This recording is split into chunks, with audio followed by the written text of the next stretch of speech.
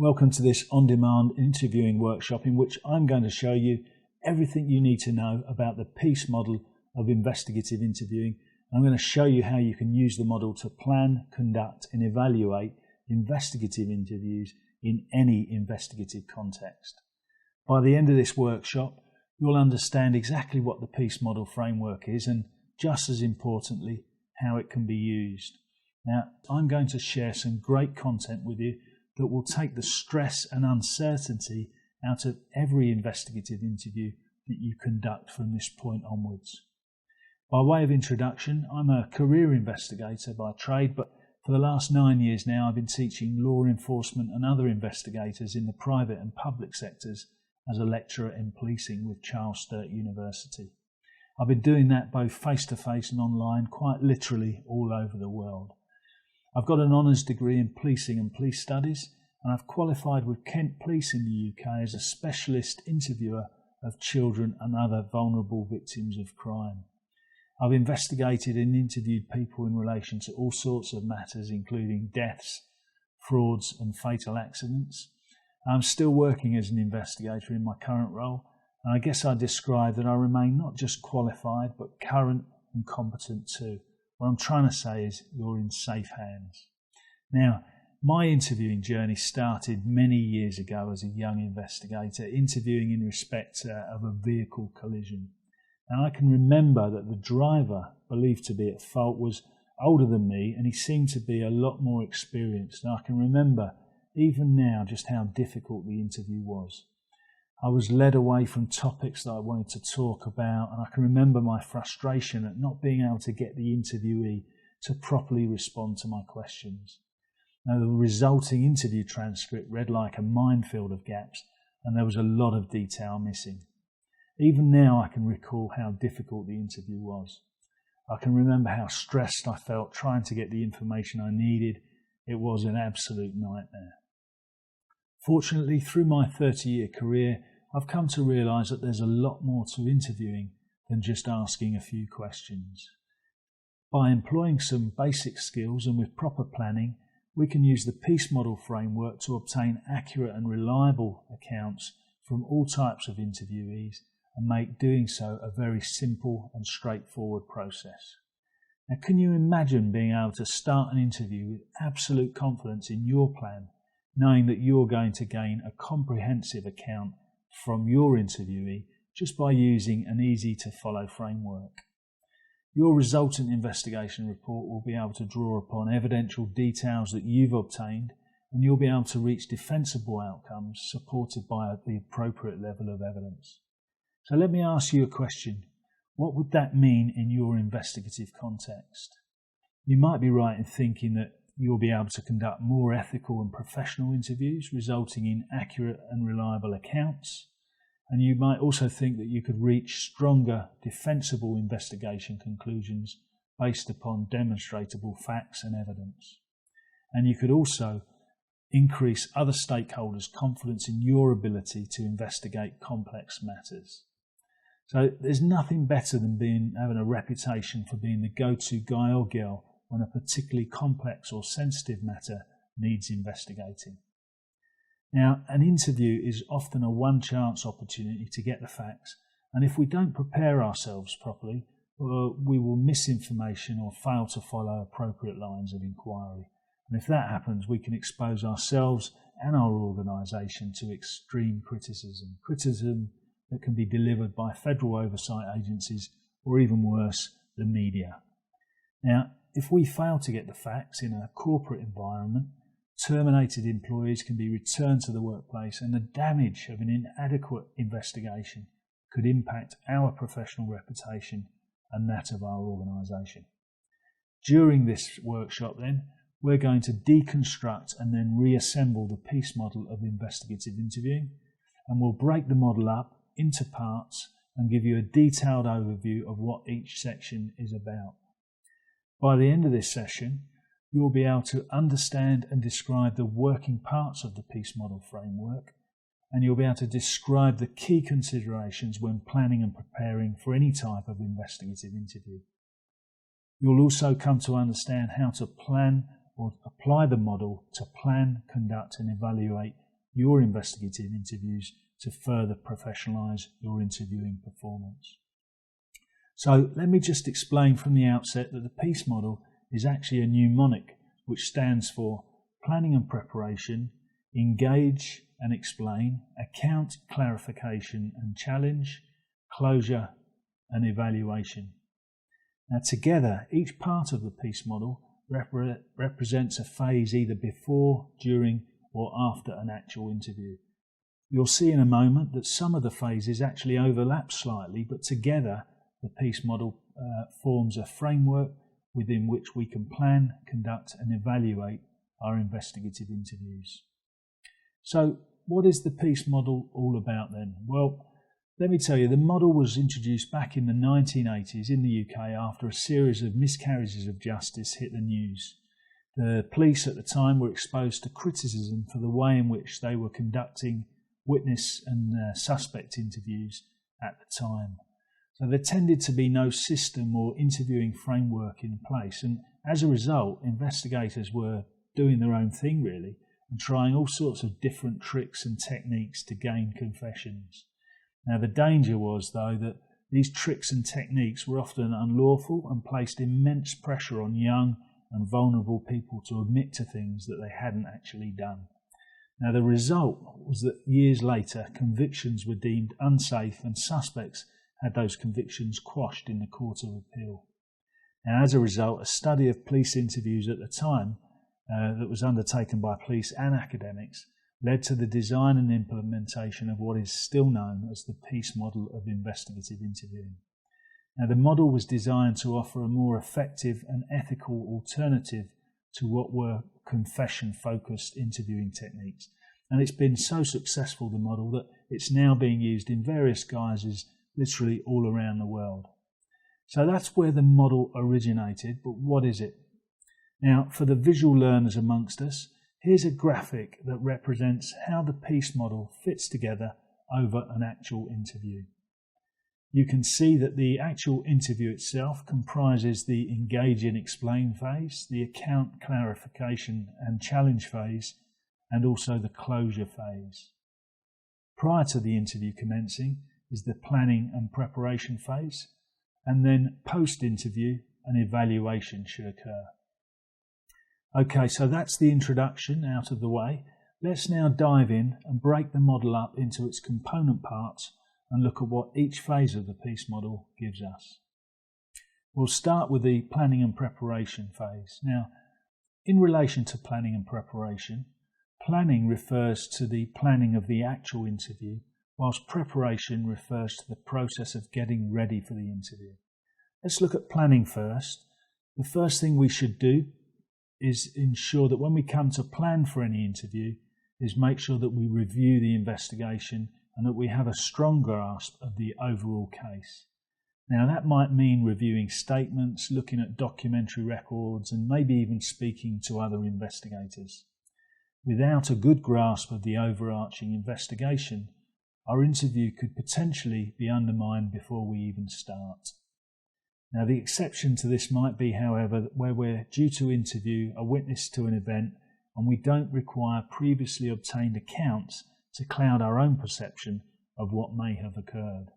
Now where this occurs, confirmation bias can creep into our interview and we end up just looking to confirm information that we already know.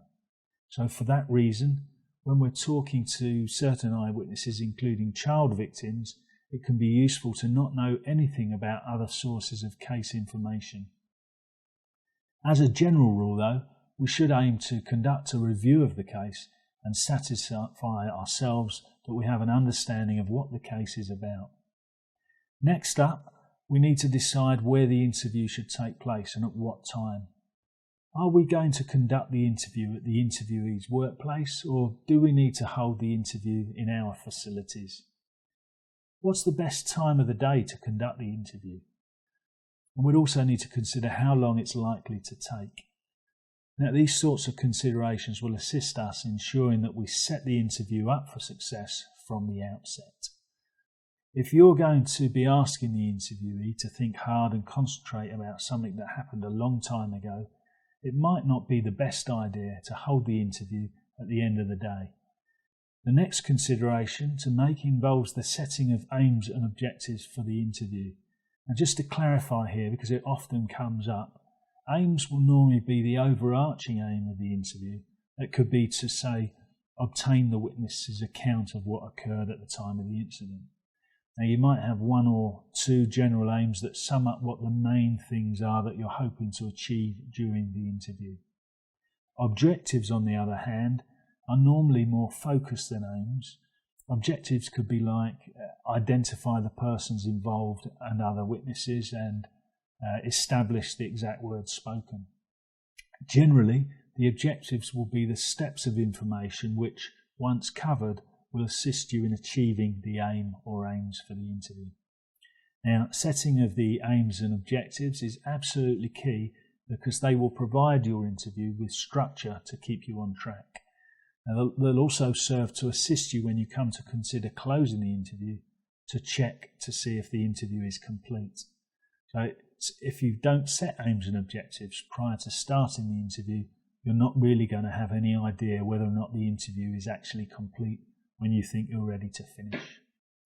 Now, it seems straightforward when I put it like that, but you'd be surprised at how many interviewers conduct interviews where clear aims and objectives haven't been set.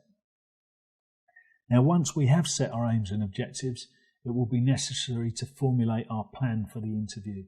Now, we'll be looking to make tactical decisions that will shape our strategic framework for the interview. So what are we going to cover first?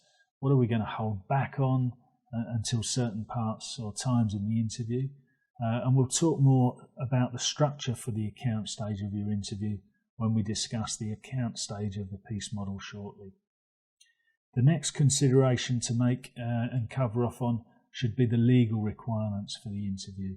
Now, clearly I can't talk about every legal context within this workshop, but it may be that we have to provide our interviewee with a form of a caution or set out their entitlements at the start of the interview.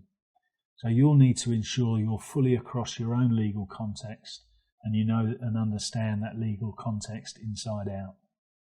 The next point to consider is what's known as the points to prove or proofs. Now these tend to be small facts that will need to be established to prove or demonstrate a breach or some other type of offence has occurred. Now the types of facts that need to be proved will be directly related to the specific allegation that you're investigating. Reach out to me directly if you've got any questions about points to prove. The last point concerns roles and other stakeholders. So who is going to do the interview? Who's going to lead the questioning? Who's going to be a note taker? What about third parties such as interpreters or support persons? We'll need to identify these parties and satisfy ourselves that they are appropriately qualified for the role that they're going to be undertaking during the interview. And we'll need to make sure that we brief them prior to the interview commencing. The next set of planning considerations are interviewee related. Now, as part of our plan, we'll need to think about the age of our interviewee and also their gender. How is their age or gender going to impact our plan for the interview? Now, if we're interviewing a female about a harassment matter perpetrated by a male, will it be easier for our female colleague to lead? Now, these sorts of considerations should be made to ensure that we are prepared as best we can to be set up for success. It's also important to think about the profile of our interviewee and think about their character and even their cultural background. The next consideration should be the interviewee's fitness to be interviewed. Now, I'm not talking about whether or not the interviewee can run a mile, but we should be seeking to satisfy ourselves that the interviewee will be properly rested and not be hungry or tired. So have they just come off a night shift? Are they stressed out about what's occurred? If there are any issues that might be better to delay and reschedule the interview over, we need to ensure that the interviewee is properly rested and prepared and in a fit state to concentrate for us. The last point in relation to preparation relates to what I call contingencies. Now here we're talking about preparing, or at least thinking about how we might manage certain things that can occasionally occur in an interview. So How might you deal with a hostile union representative or legal advisor? What about if your interviewee lost his or her temper in an interview or became really upset? Thinking ahead like this will mean we're more likely to be able to handle what comes up when it does happen. Now, we can't always anticipate everything.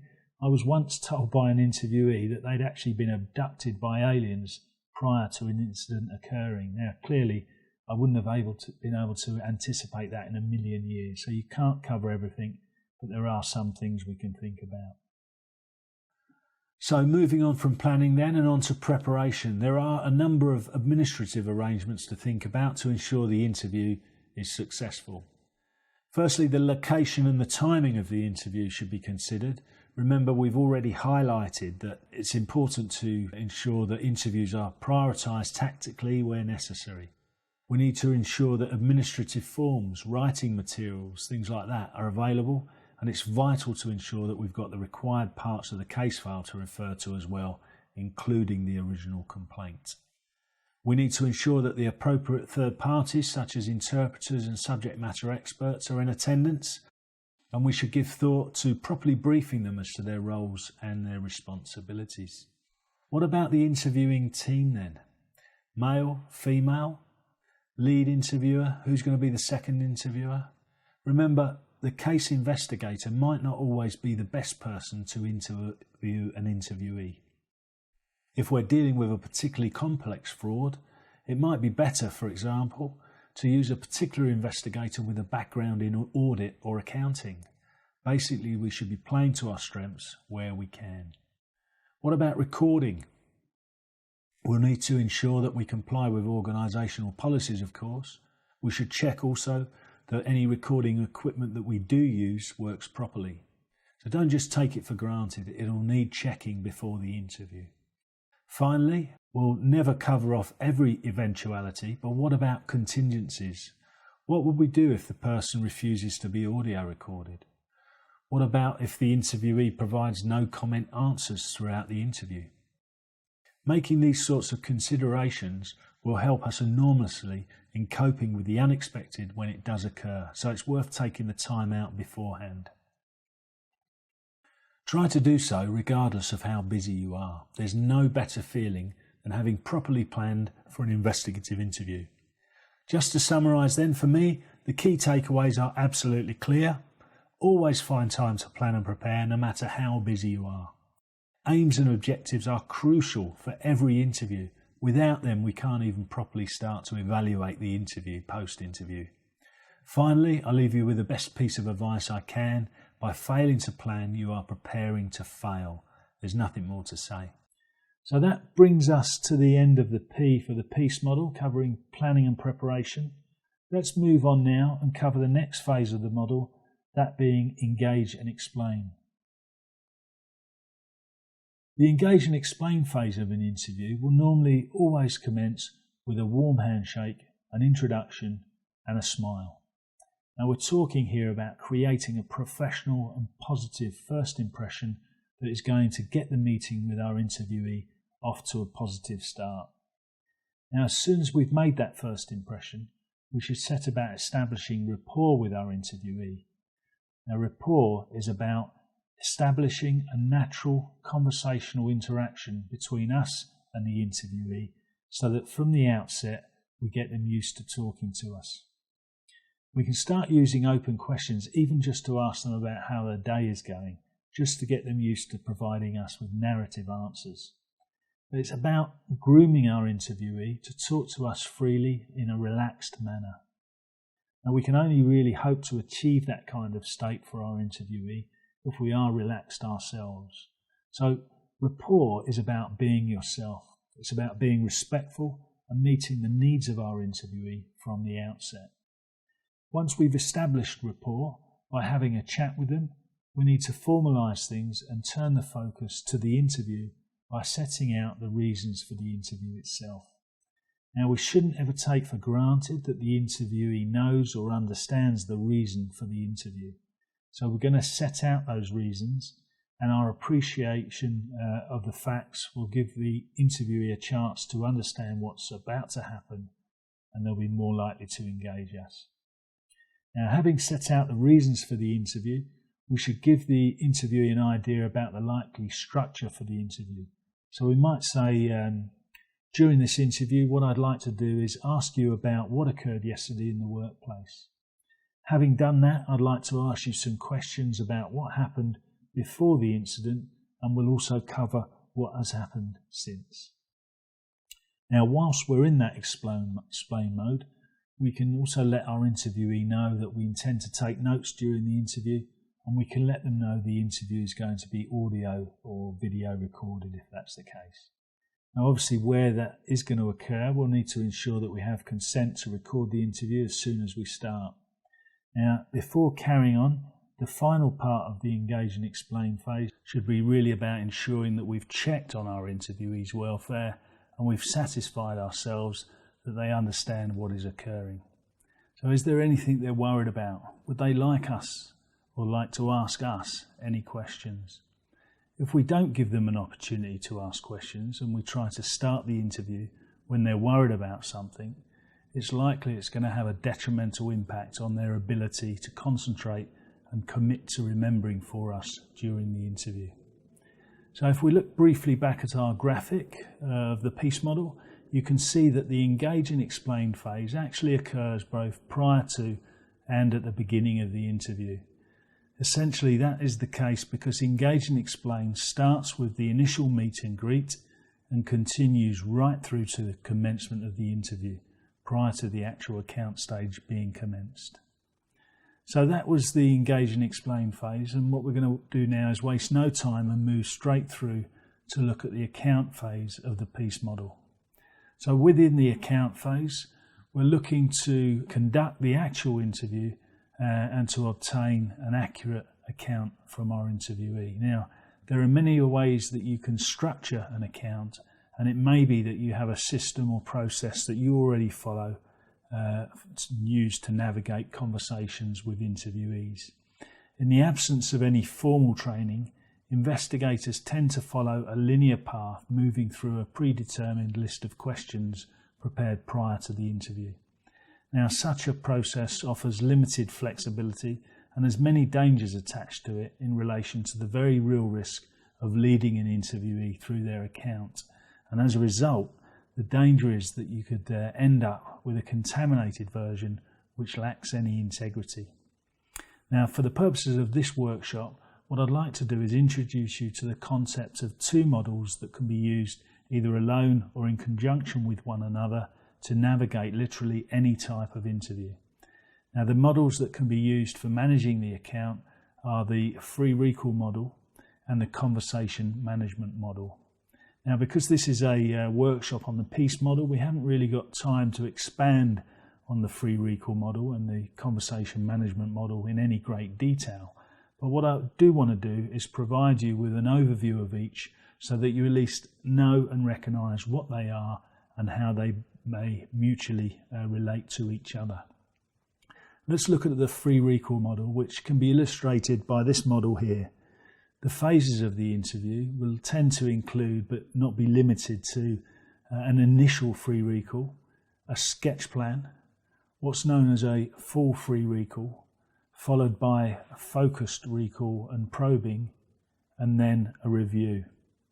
We'll have a look at the free recall model and a little bit more detail in a moment, but first let's look at this image which denotes what the conversation management model might look like in its graphic form.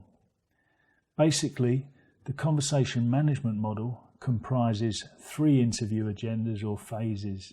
Now, these are known as the interviewee agenda, the investigative agenda, and the compare and contrast agenda. So that's the two models. Let's go back to the free recall model now and look at it in a little more detail. The free recall model is designed to elicit a comprehensive narrative account from an event or incident, and it aligns with theory on memory and recall.